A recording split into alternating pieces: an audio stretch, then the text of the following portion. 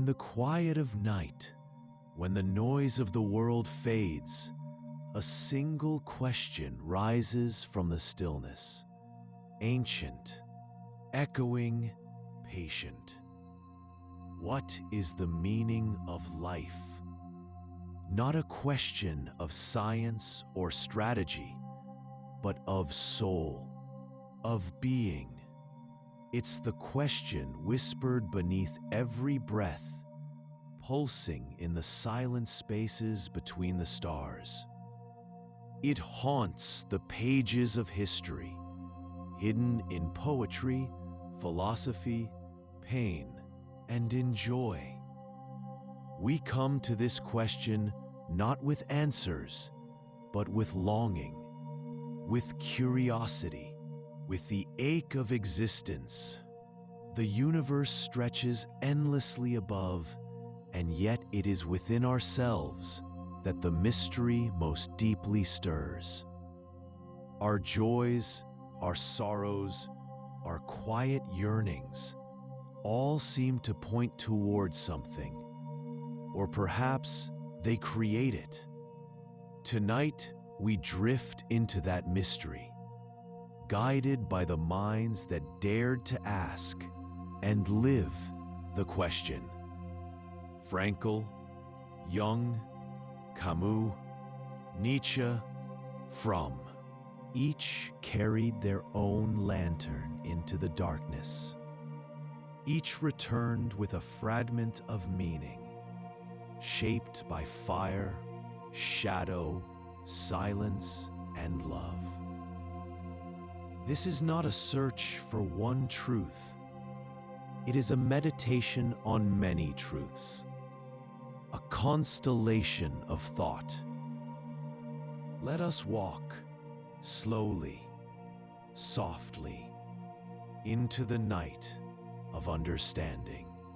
Imagine a man stripped of everything: his name, his clothes, his dignity, a number on his arm, the snow biting at his skin, death swirling in the air like ash. This man was Viktor Frankl, a psychiatrist, a husband, a prisoner of Auschwitz. And yet, in that abyss of suffering, he found a light, not outside, but within. In the dark belly of the world's cruelty, Frankl discovered that even when all else is taken, one thing remains: the freedom to choose our response. He wrote, "Everything can be taken from a man, but one thing, the last of the human freedoms, to choose one's attitude in any given set of circumstances." This is not optimism. It is defiance. It is soul. Frankl called it logotherapy, a therapy not of symptoms, but of meaning.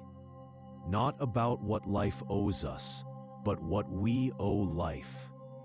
He believed suffering ceases to be suffering the moment it finds a meaning, and he lived this truth in the most unimaginable conditions. He observed that those who survived were often not the strongest, but those who had something or someone to live for. A reason, a why. Those who have a why to live can bear almost any how. Meaning, he taught, is not found in comfort or clarity. It is discovered in how we face the inevitable: loss, death, uncertainty. And meaning is never given. It is chosen, created, claimed in the midst of chaos. Frankl didn't romanticize suffering, but he honored it as a crucible in which the human spirit reveals itself. So in our darkest nights, we might ask not, "Why is this happening?" but "What can I do with this?" In our pain, there may lie a seed, a purpose still unfolding. Frankl reminds us, even when the world offers us nothing, we can still give it our choice, our meaning, and that is everything. To understand life, Jung believed, we must first understand the self, not just the self we show the world, but the vast, unseen self that stirs in dreams, art, myth, and silence. Carl Jung wandered into the inner world like an explorer into uncharted lands. There, he found what he called the collective unconscious, a realm beyond individual memory, shared by all humankind, a place of archetypes, the mother, the hero, the shadow,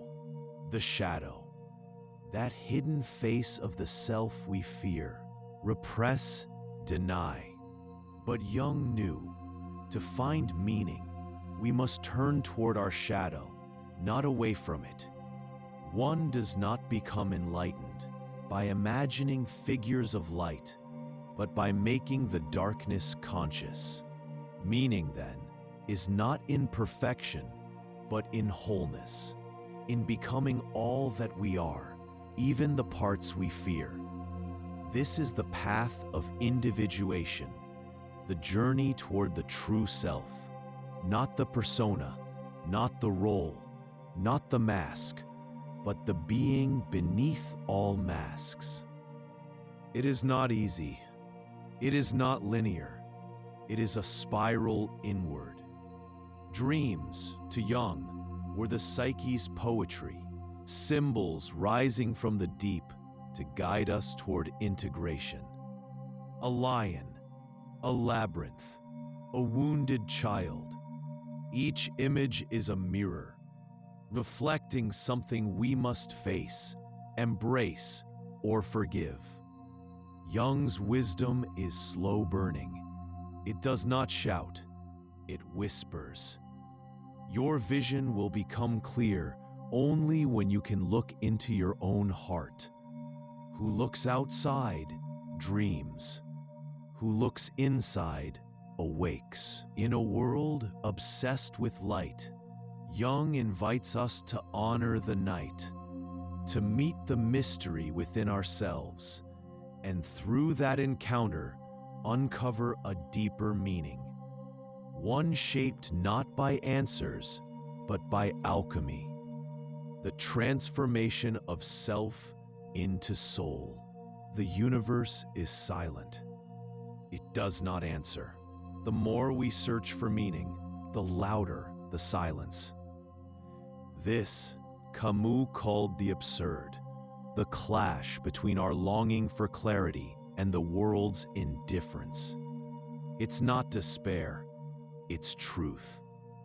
In his essay, The Myth of Sisyphus, Camus imagines a man cursed by the gods to roll a boulder up a hill, only to watch it fall again, forever. Pointless, cruel, absurd. And yet, Camus declares, we must imagine Sisyphus happy. Why? Because in the very act of rebellion, there is freedom. Camus rejected illusions. He refused to invent meaning where none exists. But he did not give in to nihilism.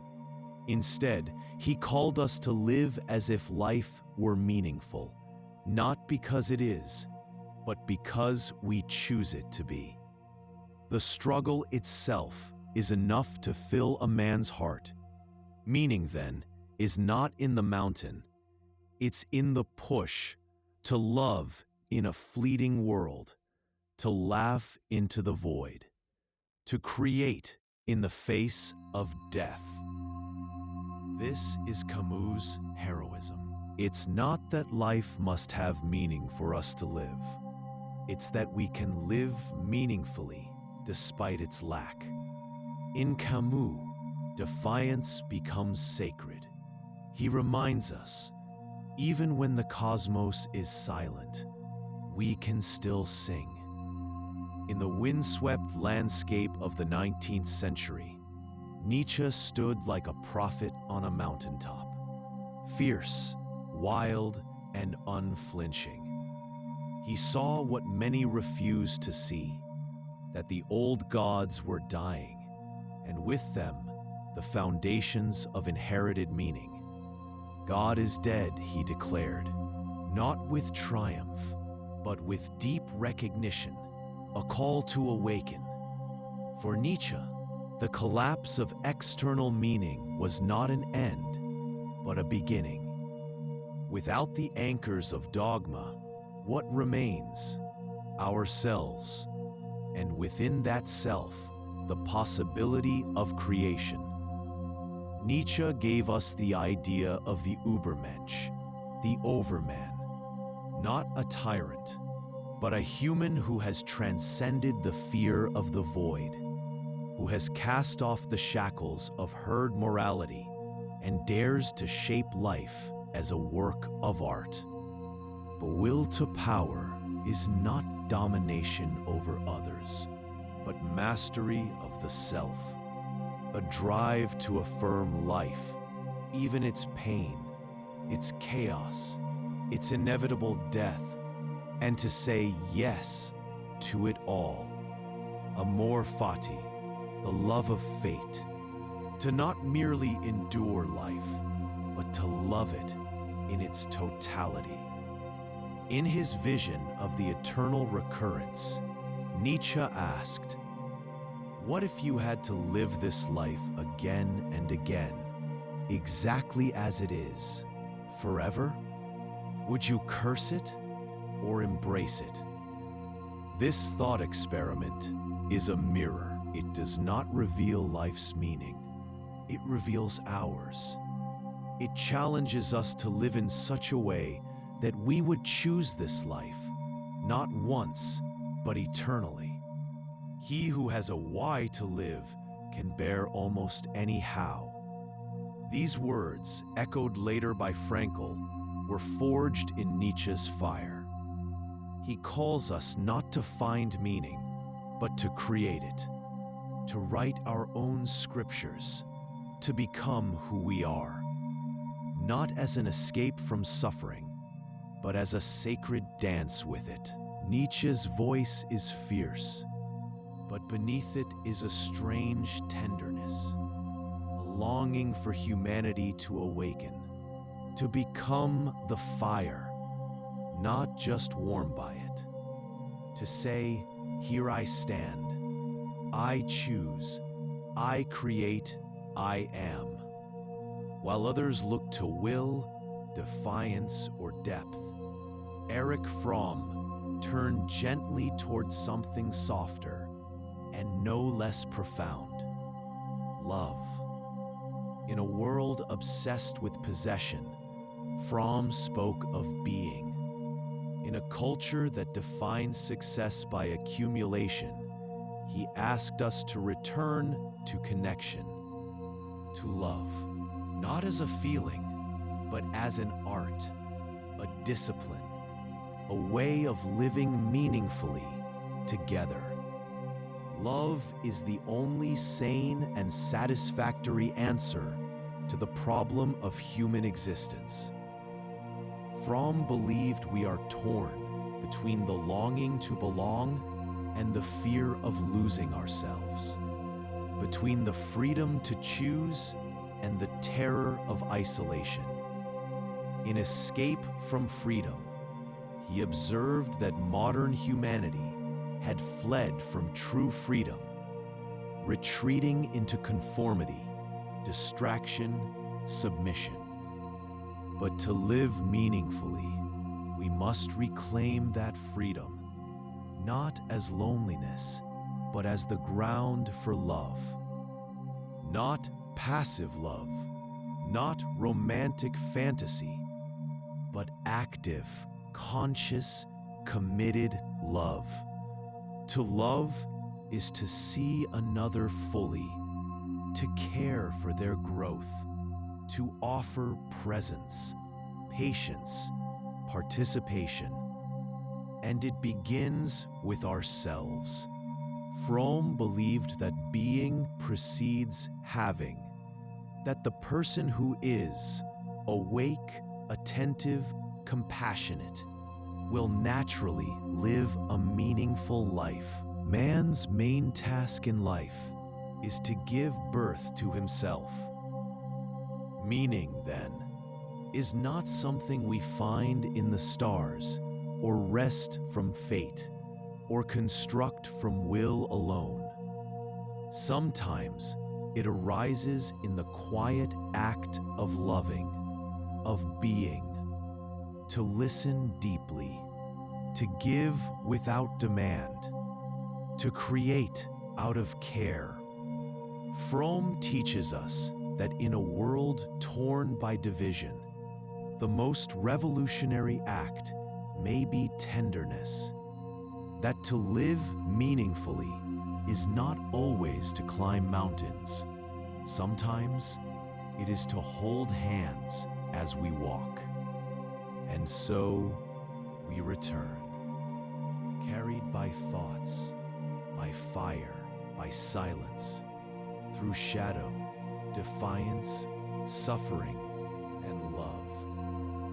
Frankl taught us to find meaning in pain, Jung in the depths of the self, Camus in rebellion against absurdity, Nietzsche in self-creation, Fromm in connection and care. 5 lights in a vast sky, each different, each radiant. Together, they do not form an answer. They form a constellation. And like all constellations, it is we who give it shape, who find patterns in the stars, stories in the silence. The meaning of life may not be a destination. It may be this journey, this becoming, this choosing, this loving, this suffering, this wondering. It may be the courage to live as though meaning matters, and in doing so, to make it so. So now, as the screen fades into stars, we leave you not with conclusions, but with a whisper. What does meaning mean to you? Breathe. Reflect. Begin again.